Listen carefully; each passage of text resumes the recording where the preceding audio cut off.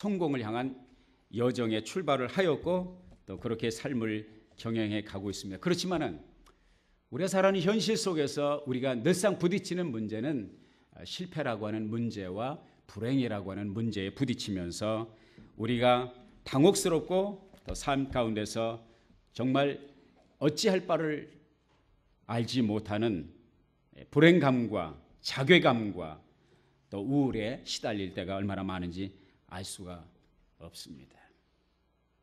우리가 이 세상을 살면서 우리가 추구하는 행복이 아닌 불행을 맞닥뜨릴 때, 성공이 아닌 실패를 맞닥뜨릴 때, 과연 그것은 우리의 삶의 끝자락을 말하는 것인지, 과연 그것은 우리의 삶의 진정 벼랑을 말하는 것인지, 내가 한번 실패했다는 것이 나에게 영원한 실패자로 낙인을 찍는 것인지, 내가 한번 불행을 경험한다고 해서 그것이 나의 영원한 운명의 불행을 점지하는 것인지, 성경을 보면 누누이 우리 하나님께서 우리들에게 말씀하시는 것은 우리가 지금 겪는 불행이 불행의 끝이 아니고 우리가 지금 겪는 실패가 삶의 끝이 아니라는 것을 계속해서 반복적으로 말씀을 해주고 있습니다. 오늘 함께 읽은 본문 말씀 통해서 베드로라고 하는 사람을 통해서 한 인간 베드로의 삶의 여정, 신앙의 여정, 주님과의 관계 속에 벌어지는 일들을 통해서 우리가 실패를 했을 때, 우리가 좌절을 느낄 때, 우리가 불행을 느낄 때 거기에서 다시 오뚜기처럼 일어날 수 있는, 재기할 수 있는, 스프링을 밟고 점프를 하듯이 다시 용솟음 칠 수 있는 그런 파워와 능력은 어떻게 하나님께서 우리들에게 허락해 주시는지 함께 말씀을 통해서 우리가 발견해 나가기를 원합니다. 지금으로부터 2000년 전 우리 주 예수 그리스도께서 도성인신해서 사람의 몸을 입고 이 땅에 3년 반의 생애를 33년 반의 생애를 사시면서 마지막 3년 반을 공생애로 보내셨죠. 그 공생애를 출발하시면서 예수님께서 12제자들을 택하셨는데 그 12제자 가운데 특별히 돌출 광고처럼 드러나는 돋보이는 제자가 한 사람이 있었습니다. 이름하여 베드로라고 하는 제자였습니다. 베드로는 자타가 공인하는 수제자였습니다. 으뜸 가는 제자였고 1등 제자였습니다. 베드로는 성격이 저와 달라서 아마 혈액형으로 하면은 단무지로 표현되는 단순하고 무식하고 끝에 뭐죠? 내가 안 그랬어요?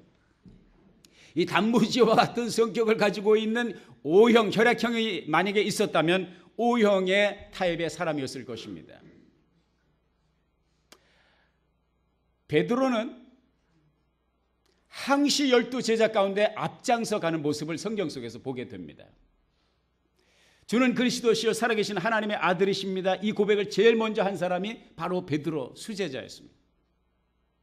예수님이 물 위로 걸어 오실 때에 그 주님을 알아보고 그 주님을 알아본 제자들은 여러 명이었지만은 그 물로 걸어서 예수님을 맞이하러 갔던 제자는 단 한 사람 베드로였습니다.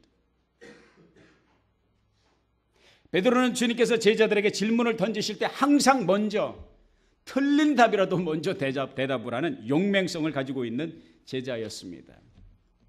그런 그의 성격과 그의 타입 덕분에 제자들 가운데 으뜸이 되는, 남이 자기보다 앞서가는 것을 용납할 수 없는 적극적인 성격의 사람이었습니다. 3년 반을 따라다니면서 본인 자신도 그렇게 느꼈겠지만 다른 제자들도 그리고 주변 사람들이 베드로는 수제자다 그렇게 평가를 내리는 그런 사람이었습니다.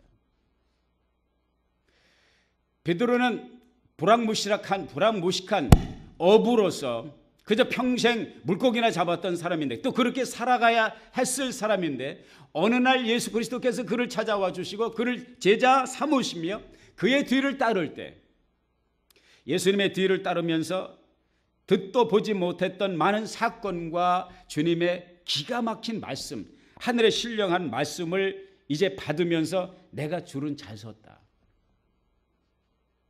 예수님이 병자들을 고치시고 치유하시고 안진뱅이를 일으키시고 소경의 눈을 뜨게 하시고 문둥병자를 깨끗하게 낫게 하시고 죽은 나사로도 불러서 나오라 할 때 나오는 이 기적의 역사를 보할 때 내가 줄을 잘 서긴 잘 섰다. 그런데 어느 날 그 예수님께서 적어도 자기의 삶의 모든 것을 올인했고 처자식까지 뒤로 두고 예수님을 따랐던 그 예수님이 어느 날 갑자기 청천벽력과 같은 선언을 하십니다. 그 선언은 무엇이냐? 나는 죽는다. 나는 이 유대 지도자들의 손에 잡혀서 넘겨지겠고 나는 십자가에 처형을 당할 것이다. 그리고 다시 살아날 것이다. 이 말씀을 들을 때 베드로의 귀에는 다시 살아난다는 말씀은 귀에 들어오질 않았습니다. 왜냐하면 그 앞에 주님께서 하신 말씀이 너무 충격적이기 때문입니다.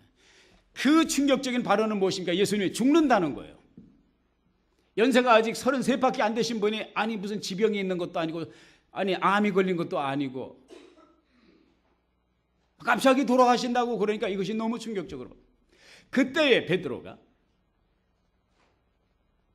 선사를 치며 예수님께 가로막고 얘기했습니다. 주님, 그럴 수는 없습니다. 절대로 그런 일은 주님에게 일어나지 않습니다. 이게 뭡니까? 베드로가 믿음이 있어서 한 말이 믿사오니 주님에게는 이러한 고난이 닥치지 않습니다. 믿음으로 한 거예요? 아닙니다. 이 믿음하고는 아무런 상관이 없는 그런 고백이었고 주님께 당당한 선언이었습니다. 인간적으로 볼 때 베드로는 예수님이 죽는다는 것은 있을 수 없는 일이고 있어서도 안 될 일입니다. 왜? 지금까지 3년 반 동안 예수님에게 모든 것을 걸고 그분이 헤게모니를 잡을 때 그분이 로마 정권을 축출하고 유대 왕으로 등극을 할 때 그 뒤에 줄을 서서 적어도 좌의정이나 영의정이나 국무총리나 뭐 이 정도를 할 것으로 정치적인 예수를 나름 이제 머릿속에 두고 마음속에 그리면서 그분을 쫓아다녔거든요. 그리고 그분이 기적의 역사 물고기 2마리 보리떡 5개를 가지고 3,000명 5,000명을 먹이는 것을 보고 내가 서기는 줄을 잘 섰다. 요놈들아 조금만 기다려봐. 우리 주님께서 등극하시는데 니들은 내 칼에 다 쓰러진다. 이런 비전 이런 나름대로 꿈을 가지고 주님을 쫓아갔는데 주님께서 죽는다고 말씀하시니까 용납을 할 수가 없는 거예요. 주님이 그러실 수가 없습니다. 그뿐입니까? 베드로는 뭐라고 했습니까? 예수님이 말씀하시길 너희들이 다 나를 버리고 도망갈 것이다. 베드로가 단언하며 호언장담합니다. 주님, 이것들은 다 주님을 버릴지라도 나는 죽는 데까지도 주님을 버리지 않을 것입니다. 이런 호언장담, 이런 고백, 여러분 베드로가 거짓말을 했다고 생각하십니까? 다 버려도 나는 주님을 버리지 않겠습니까? 않겠습니다. 그건 진실이었습니까? 거짓이었습니까? 진실이었습니다. 정말로 그런 감정, 정말로 그러한 마음을 가지고 주님을 따랐던 사람이에요. 그런데 오늘 사건 속에서 그 모든 것이 다 무너져 내리는 정말로 어두움의 터널을 지나고 있는 수제자 베드로의 모습을 봅니다. 한 작은 비자, 바른 성경에 여종이라고 했어요. 비자 그럼 무슨 소리? 이민 비자인가, 한국 비자인가, 미국 비자인가? 근데 얼마나 좋은지 몰라요. 여종. 당신도 이분과 한패죠.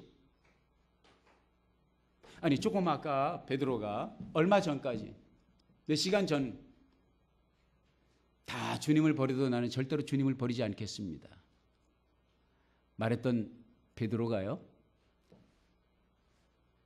너 예수와 함께 있었던 사람이면 너 죽일 거야? 그런 것도 아니에요.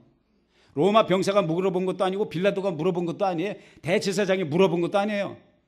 별 볼 일 없는 무명의 한 여종이, 계집종이, 아저씨도 같이 다니던 사람이죠. 그래 어쩔래. 이거 한마디면 되잖아요. 아무 문제가 없어요. 그런데요, 베드로가 보세요. 무리를 걸었던 그 베드로, 보리떡 5개 물고기 2마리로 5,000명을 먹일 때 그것을 나눠주던 베드로, 소경이 눈을 뜨는 모습을 직접 보았고 나사로가 살아서 배에 동인채로 묶여서 나오는 것을 본 베드로, 다 주님을 버리도 나는 주님을 버리지 않겠다고 호언장담했던 그 베드로가 작은 계집종이 한 패조 말할 때 아니야. 잠시 후에 또 다른 사람이 물어봅니다. 맞죠? 여보시오, 나는 아니에요. 또 잠시 후에 또 다른 사람, 세 번째 사람이 물어봅니다. 그가 대답하는 말이 지금 어디다 대고 무슨 말 하는 겁니까? 어디다 대고 지금 무슨 말 하는 것입니까? 난 무슨 소리 하는지 당신이 무슨 소리 하는지 알아듣지 못합니다. 다른 복음서에 보면은 저주하면서 예수님을 부인했다고 했습니다.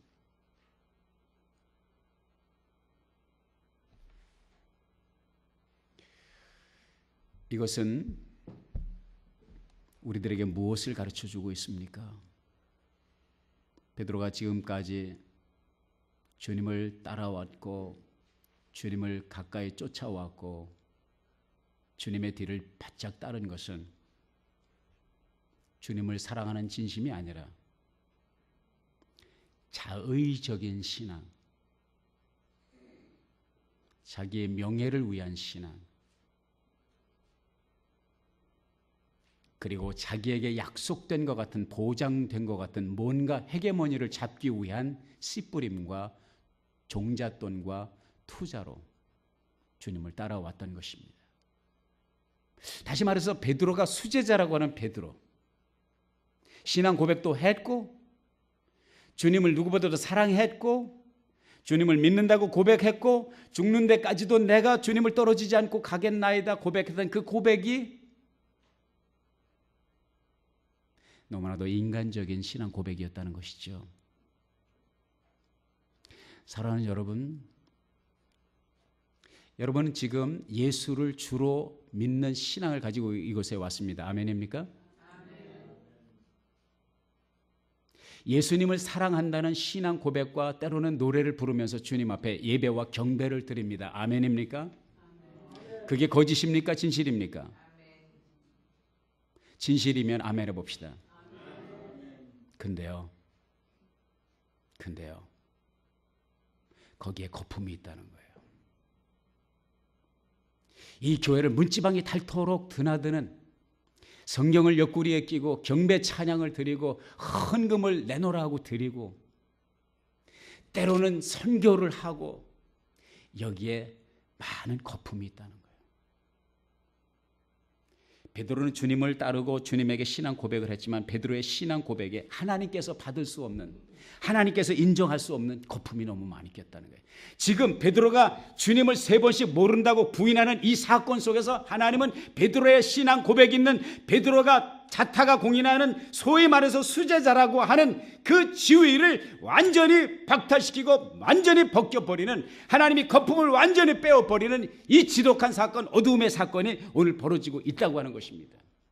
내가 누구보다도 주님을 사랑했다고 고백한 베드로의 그 고백이 얼마나 위선이고 얼마나 자의적이고 얼마나 물거품과 같은 것인가 하는 거예요.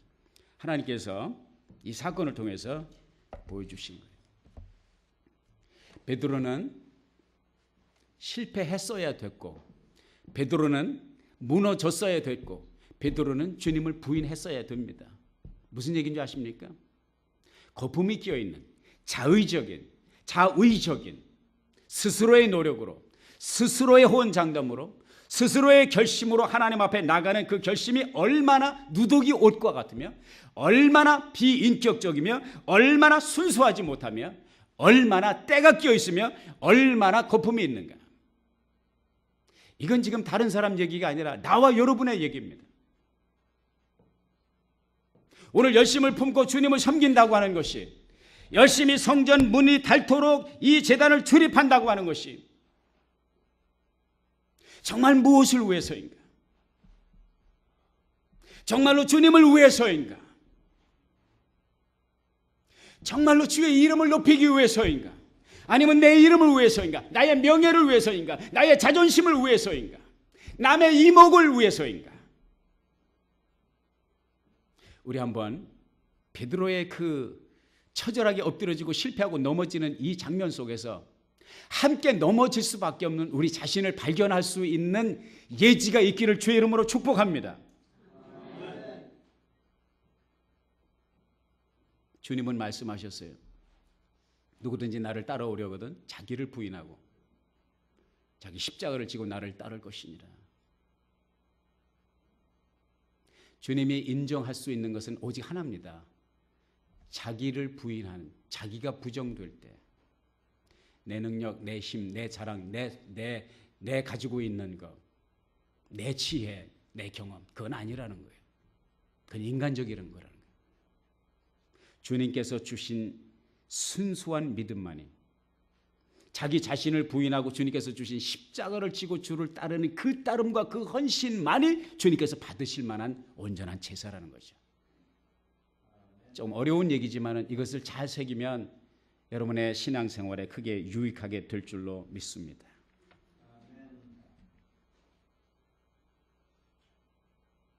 주님이 우리들에게 말씀하신 나를 따르려거든 내 자신을 부인하라. 너의 명예도, 너의 소유도, 너의 자랑도, 너의 권세도, 너의 힘도, 너의 경험도 다 내려놓고 자기 자신을 부인하고 내 몫의 태인 하나님께서 내게 주신 그 십자가를 지고 나를 쫓을 것이니라. 여러분, 주님께서 이 말씀을 하실 때는요, 뭔가 주님께서 뒷배경이 있기 때문에 이 말씀을 하신 거거든요. 어린아이들에게 손에 쥐고 있는 것을 내려놓으라고 어른들이 말합니다. 부모들이 말하고 할머니, 할아버지들이 얘기합니다. 그 손에 있는 거 내려놔라. 왜 그걸 요구합니까? 부모가 그 아이에게 줄 더 큰 선물이 있기 때문입니다. 그 아이가 알지 못하는 감춰진 더 귀한, 더 값진 것을 그 손에 들려주기 위해서 그 손을 내려놓으라고 그랬습니다. 근데 어린아이들은요, 얼마나 미련한지, 얼마나 집착한지, 하잘 것 없는 무가치한 것을 끌어안고 그걸 못 놓습니다. 그걸 놓지 못하기 때문에 부모님으로부터 아니면 사랑하는 사람들로부터 더 고귀한 선물을 받을 수가 없습니다. 주님이 우리들에게 내려놔라, 내 자신을 부인하라 하는 것은 우리를 망하게 하기 위해서, 우리를 우울한 삶 가운데 빠지게 하기 위해서가 아니라 우리들에게 준비하신 선물이 있다는 거예요. 그것을 받기 위해서 내려놔야 된다는 것입니다. 사무엘상 2장 6절은 이렇게 말씀하고 있습니다. 여호와께서는 죽이기도 하시고 살리기도 하시며 스올로 내려가게도 하시고 올라오게도 하신다. 여호와께서는 가난하게도 하시고 부하게도 하시며 낮추기도 하시고 높이기도 하신다. 가난한 자를 티끌에서 일으키시며 궁핍한 자를 거름더미에서 들어 올려 고귀한 자들과 함께 앉히시며 영광된 자리를 얻게 하나니 이는 땅의 기둥들이 여호와의 것이고 세계를 그 위에 세우셨기 때문이다. 그분께서 경건한 자들의 발걸음은 지켜주시나 악인들은 어둠 속에서 멸망하게 하시니 사람이 자기 힘으로는 이길 수 없기 때문이다. 누구를? 하나님을 이길 수가 없어요. 베드로가 무너질 수밖에 없었던 숨어있는 그 배경이, 그 동기가 무엇인지 말씀드렸고요. 이제는 왜 베드로가 넘어지는 직접적인 동기를 제가 말씀드릴게요. 본문 말씀에서 설명을 해주고 있습니다. 베드로가 왜 주님을 그렇게 호언장담했던, 그렇게 두드러지게 신앙 고백을 올렸던 그 주님을 3번씩이나 저주하면서 분하기까지 처절한 넘어짐과 실패를 경험하느냐, 그 직접적인 동기를 생각해 보겠습니다. 첫째, 오늘 본문 말씀이 말씀을 해주고 있습니다. 베드로가 주님을 따라갈 때에 멀찍이 뒤따라갔다고 말씀하고 있습니다. 54절에 같이 봅시다. 멀찍이 뒤따라갔다. 주님을 따라가긴 따라가요. 주님 뒤에 가긴 갔습니다. 근데 너무 멀리 따라가는 거예요. 우리가 그 사자성어 가운데 그런 말이 있어요. 불각은, 사자성어가 아니네. 불각은 불가원이라는 단어가 있습니다. 고사 가운데 같이 해봅시다. 불각은 불가원. 이게 무슨 말이냐면 너무 멀리 할 수도 없고 너무 가까이 할 수도 없는 그 관계, 그걸 갖다가 불각은 불가원이라고 그래요. 옆에 계신 분 쳐다보시기 바랍니다. 옆에 사람과 여러분의 관계가 어떤 관계입니까? 불각은. 예, 권사님은 그래서 한 자리를 비워두고 그리고 띄어서 앉으셨습니다. 삼킬 수도 없고 뱉을 수도 없고. 베드로는 지금 바로 그러한 심정으로 예수님을 따라간 거예요. 불각은 불가원의 심정으로 예수님을 따라간 거예요. 자기가 한 호언장담이 있으니 안 따라갈 수는 없어요. 왜? 죽는 데까지 간다고 그랬거든요. 따라가긴 따라가요. 근데 너무 가까이 할 수 없어요. 왜? 너무 가까이 가면 손해를 보거든요. 너무 가까이 하면 자기의 목숨이 위협을 받을 수가 있거든요. 그 거리를 두고 따라갑니다. 여러분, 이것이 혹시 우리의 오늘의 신앙의 모습을, 우리의 신앙의 심정을 말해주고 있다고 생각하지 않습니까? 예수를 복음을 받았기 때문에, 천국과 지옥을 있는 것을 알았기 때문에 예수를 안 믿으면 지옥을 갈 것 같고, 예수를 믿어 예수와 하나가 되자니 인생이 너무 고달퍼. 예수를 믿긴 믿는데 예수를 너무 열정적으로 믿는 것은 뭔가 문제가 있는 것 같아요. 왜? 내가 가진 것을 너무나 많은 것을 포기해야 되고 너무 많은 것을 내려놓아야 될 것 같기 때문에 예수를 믿기는 믿는데 그저 적당히 그렇게 너무 심하게 믿지 마라. 여러분, 예수를 그렇게 피곤하게 믿을 필요 없습니다. 그저 목사님은 주일 성수하라고 그러지만은 뭐 때 되면 또 여기저기 또 놀러도 가야 되고 피곤하면 또 쉬기도 해야 되고 또 집안일도 많은데 교회는 뭐 새털같이 많은 그런 주일날인데 몇 번쯤 빠지면 어떻습니까? 빨래가 밀렸으면 빨래 슬슬 하고 집에서 빨래하면서 기도하면 되고, 헌금은 요즘같이 불경기에 그렇게 무슨 핵착같이 애착을 가지고 적당히 되는 대로 형편되는 대로 하고, 주일 성수 그거 꼭 안 하면 어때? 담임 목사는 지는 목사니까 월급을 받아야 되니까 설교를 해야 되니까 매주일 주일 성수를 하지만은 내가 뭐 목사요? 내가 전도사요? 내가 장로예요? 내가 권사예요? 집사예요? 그저 그냥 마음에 감동이 올 때 몇 번 참석을 하고, 뭐 하나님은 속을 보시지 뭐 내가 교회 문지방이 닳도록 왔다 갔다 한다고 그거 가지고 사람을 외모로 사람을 판단하지 않는다고 그랬잖아. 헌금을 얼마나 드리면 어떻고 주일을 성수하면 어떻고 빼먹으면 어때? 내 중심만 하나님 앞에 바로 서면 돼.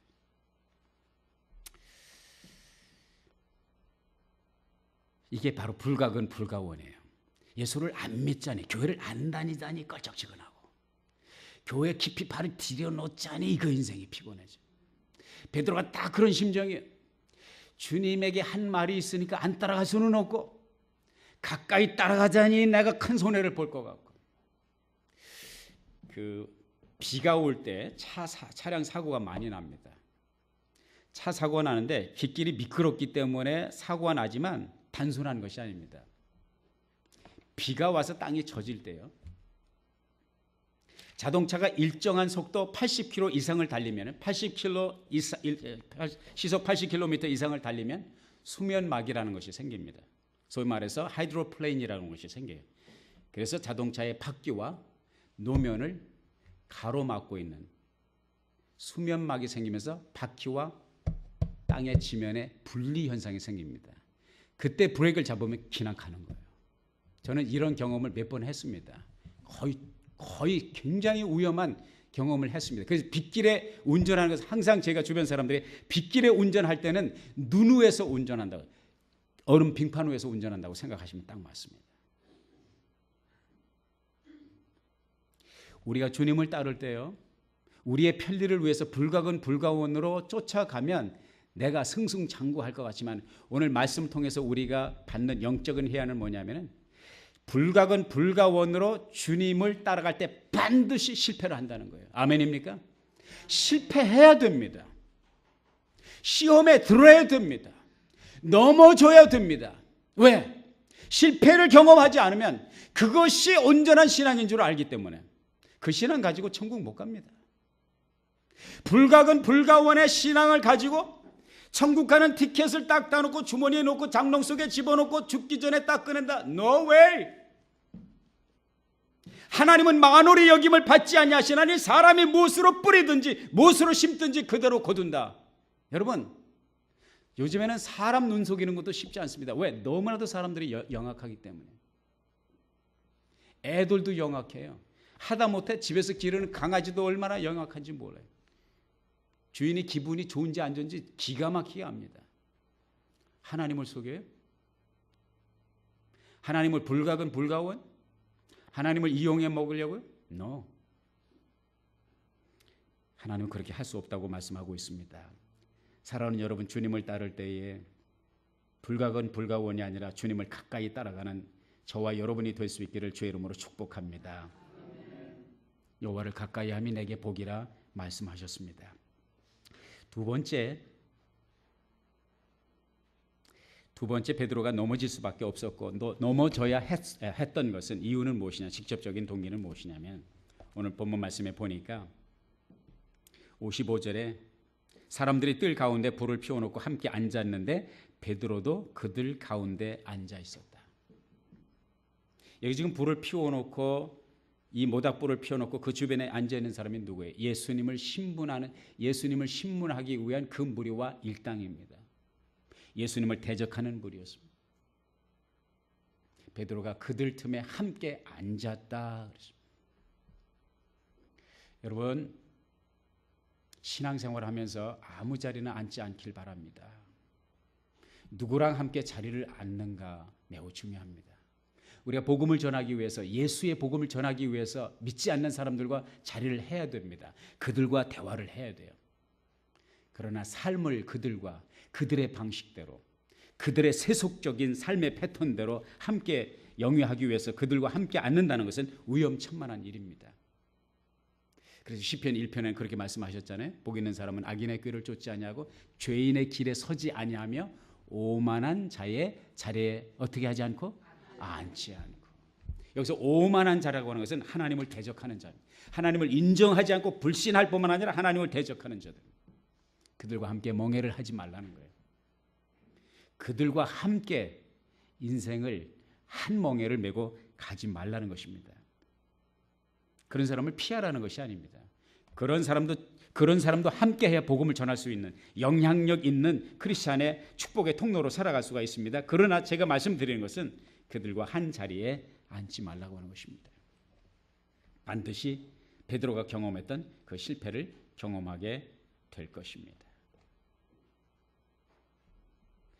이로 말미암아 결국 베드로는 일생일대의 최악의 오점을 남기게 됩니다.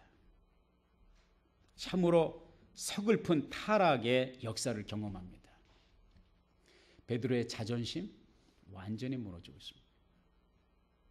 주님을 향한 사랑의 고백이 얼마나 거품이었는가 처절하게 깨달을 수밖에 없는 시간이 옵니다. 그러나 참으로 감사한 것은 오늘의 말씀의 스토리가 여기서 끝나는 것이 아니라는 것이죠. 주께서 준비하신 회복의 역사가 시작되고 있습니다.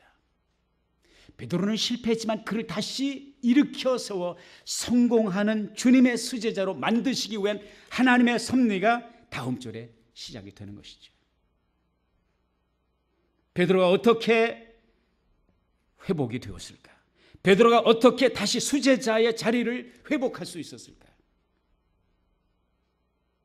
주님께서 베드로를 회복하시기 위해서 사용하신 두세 가지를 함께 생각해 보시기 바랍니다. 먼저 닭울음 소리가 있었다는 거예요. 닭울음 소리.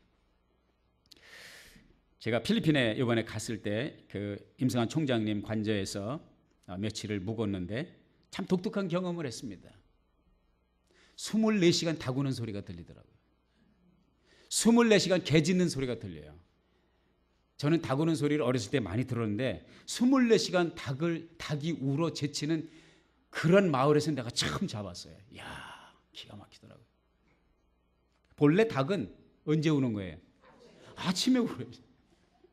그런데 다행히 베드로와 예수님이 계셨을 당시에 그 닭은 24시간 우는 것이 아니라 새벽에 우는 거죠. 그러니까 새벽 닭이 우는 거예요.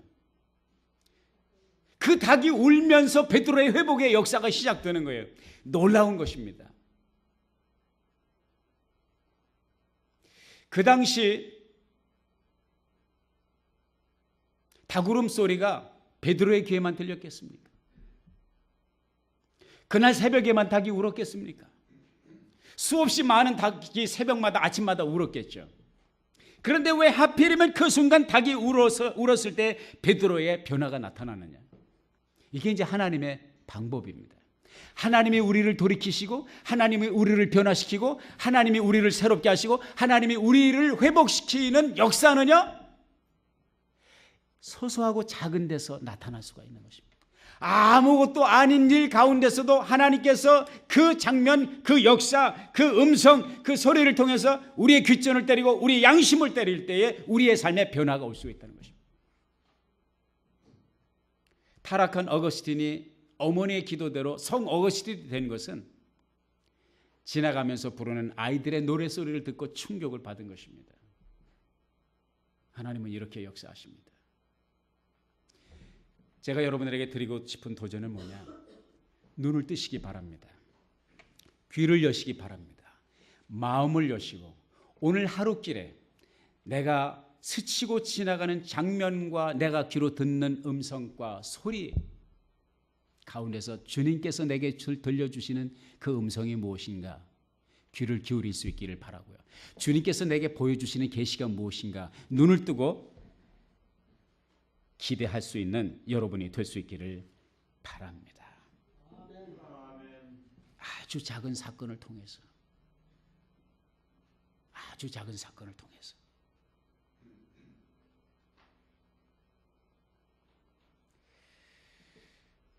두 번째로 베드로를 회복시켜 주신 하나님의 은혜는 무엇을 통해서 나타나는가? 주님의 시선이었다고 하는 것입니다. 주님의 시선. 닭이 우는 소리를 들었을 때에 베드로의 가슴이 뜨끔할 때 바로 그 순간 예수님께서 돌이켜 베드로를 바라보고 두 사람의 눈이 마주쳤습니다. 그 주님의 시선은 어떤 시선이었을까?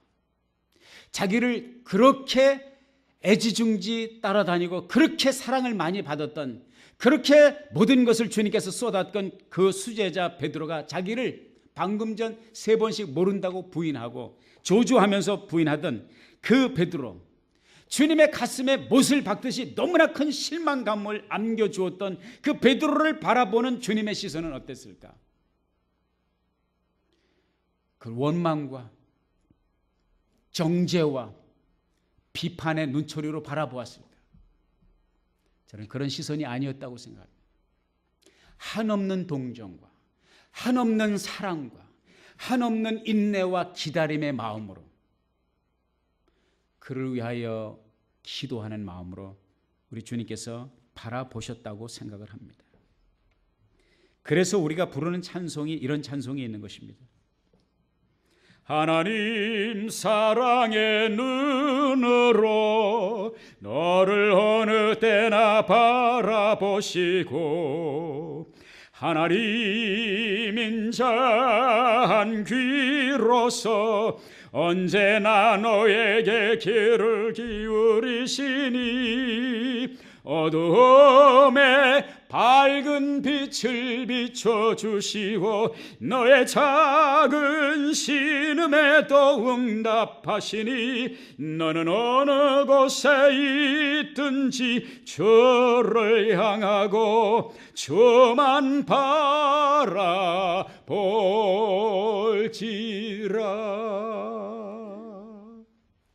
우리가 우리의 신앙생활에서 성공이 아닌 실패를 경험할 때, 주님의 가슴에 못을 박고 주님께 실망을 끼쳐드렸을 때,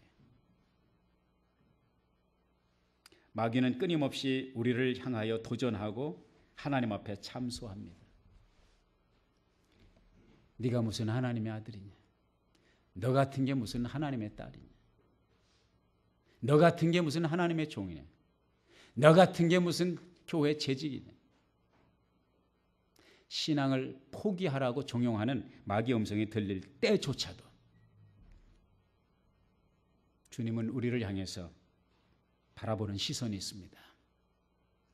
베드로는 그 자기를 바라보는 예수님의 시선을 마주치게 될 때에 감당할 수 없습니다. 북받쳐 오르는 이 오열과 감동과 이 통곡을 감당치 못하고 밖으로 나가서 오늘 본문 말씀에 보니까 심히 통곡하였다. 베드로가 회복되는 순간, 베드로가 돌아서는 순간, 베드로가 회개하는 순간이었습니다. 여러분, 저는 지금까지 살아오면서 하나님께서 내게 가르쳐 주신 두 가지가 있습니다. 하나는 사람을 너무 믿지 말라는 거예요. 사람을 의심하라는 얘기가 아니고 사람을 너무 의지하지 말라는 거예요. 왜? 그 호흡이, 생명의 호흡이 코에 있기 때문에 하나님이 그거 걷어가시면 끝나는 인생이라는 거죠. 두 번째로는 삶의 궤도를 수정할 줄 모르는 사람에게는 희망이 없다는 거예요. 우리 예수 믿는 사람이 하는 말로 표현하면 회개를 모르는 사람에게는 희망이 없다는 거예요. 아멘입니까? 비행기가 여기서 한국까지 가려면 기장이 낮잠을 자고 가는 것이 아닙니다. 계속해서 궤도 수정을 해야 됩니다. 왜? 기장이 가만히 있으면, 조정관을 만지지 않으면 비행기는 계속 이런저런 영향을 받기 때문에 항로를 이탈하게 되어 있습니다. 계속 항로를 이탈할 수밖에 없는 영향력이 주변에서 옵니다. 여러 가지 그 요소가 비행기를 항로를 이탈하게 합니다. 그 조종사가 하는 일은, 조종관을 붙들고 하는 일은 항로에 이탈하고자 하는 것을 끊임없이 조종관을 다시 복귀시키고 궤도를 수정하는 이 작업을 할 때에 인천공항에 제대로 도착할 수가 있는 것입니다. 우리가 인생을 살아갈 때 천국을 목표로 주님의 축복과 주님이 주신 약속하신 그 고지를 향해서 달려가지만 한 번 딱 조종관을 핸들을 고정을 해놓았다고 천국까지 그냥 가는 것이 아닙니다. 우리가 신앙생활을 하는 데 있어서 항상 우리를 궤도에서 벗어나게 하는 악한 세력의 농간이 있습니다. 우리 주변 환경이 우리를 그냥 놔두질 않습니다. 우리의 마음이 주님께로 향하여 고정되어 있도록 놔두질 않습니다. 그러나 지속적으로 궤도를 벗어나고자 할 때 지속적으로 다시 궤도를 향해서 회귀하는 조정간의 이 조정이, 궤도의 수정이 있을 때에, 다시 말해서 끊임없는 회개의 눈물이 우리에게 있을 때에 우리는 실패를 넘어서 성공의 회복을 경험할 수 있다고 하는 사실인 것입니다. 베드로는 그 궤도 수정의 눈물을 심한 통곡으로 하나님 앞에 올렸던 것이죠. 그리고 주님은 그 눈물을 받으셨습니다. 예수님이 부활하시고 나서 갈릴리 해변에서 베드로를 다시 만나지 않습니까? 베드로를 회복시키고자 하는 우리 주님의 그 간절한 열망이 세 마디 속에서 나타납니다. 다른 제자들에게 묻지 않았습니다. 오직 베드로에게 주님께서 물었습니다. 내가 나를 사랑하느냐? 내가 나를 사랑하느냐? 몇 번을 물었어요? 세 번을 물었어요. 베드로가 몇 번을 부인했어요?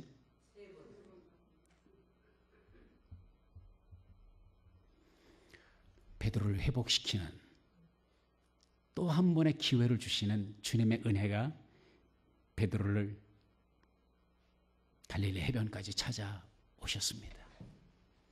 사랑하는 여러분, 신앙생활에 실패를 했습니까? 성공이 아닌, 인생에서 성공이 아닌 좌절을 맛보았습니까?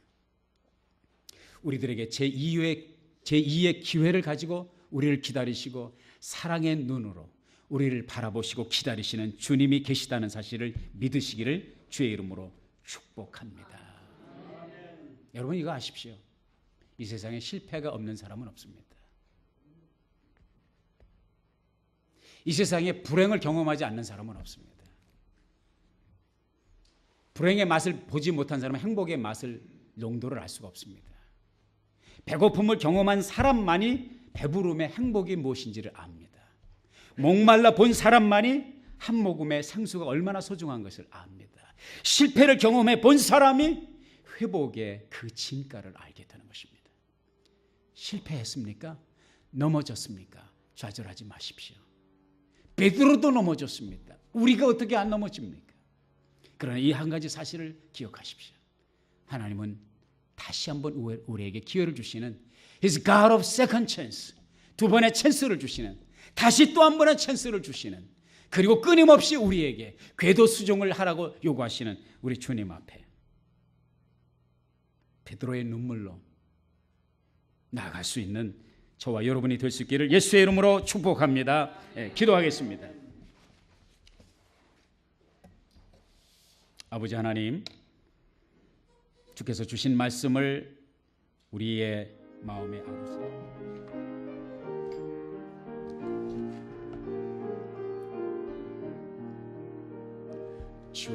주께 두 손 모아 비나니 그 시 은총 베푸사 밝아오는 이 아침을 환히 비춰주소서. 오 주, 우리 모든 허물을 보혈의 피로 씻기어 하나님 사랑 안에서 행복을 갖게 하소서. 서로 믿음 안에서 서로 소망 가운데 서로 사랑 안에서 손잡고 가는 길, 오 주, 사랑의 종소리가 사랑의 종소리가 이 시간 우리 모두를 감싸